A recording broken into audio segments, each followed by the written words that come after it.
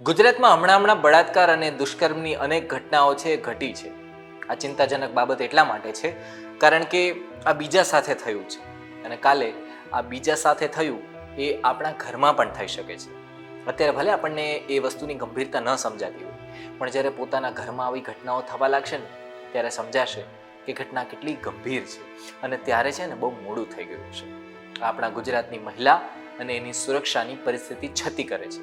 આજે મહિનામાં થયેલા જેટલા પણ બળાત્કારો છે એની વાત કરવી છે, પોલીસના પગલાં છે એની વાત કરવી છે, બળાત્કાર અને ગેંગરેપના આંકડાઓની વાત કરવી છે અને સરકારના જવાબની વાત કરવી છે.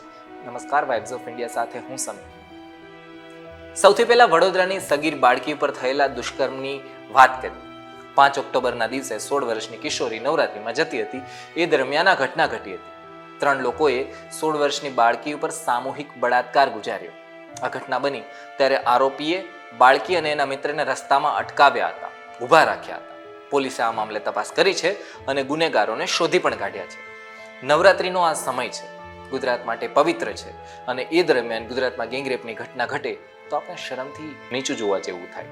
વડોદરામાં સામૂહિક બળાત્કાર કેસમાં 3 આરોપીને પોલીસે પકડી લીધા છે અને બાકી 2ની પૂછપરછ પણ ચાલુ છે અને એની અટકાયત પણ કરી દેવામાં આવી છે. એના પહેલા 24 સપ્ટેમ્બરની વાત કરીએ તો ભરૂચમાં આ પ્રકારની ઘટના ઘટી હતી.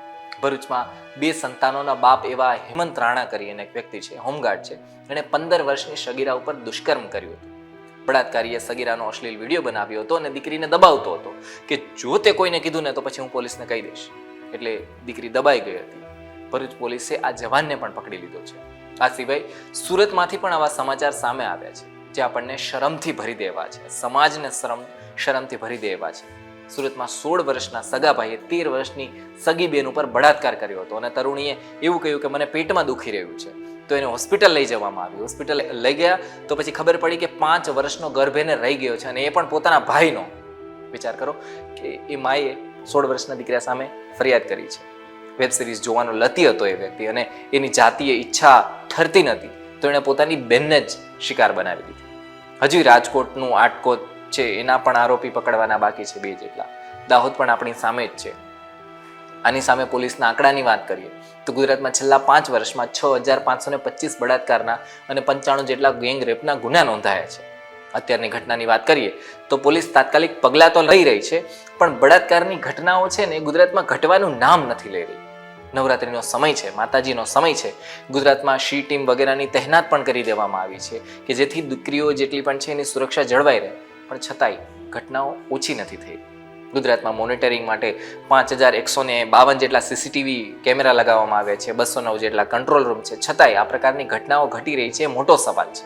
હમણાંની વાત કરીએ તો સતત આ જે રીતના બળાત્કારની ઘટનાઓ ઘટી રહી છે એના ઉપર આપણું શું કહેવું છે અમને કમેન્ટમાં લખીને જણાવો.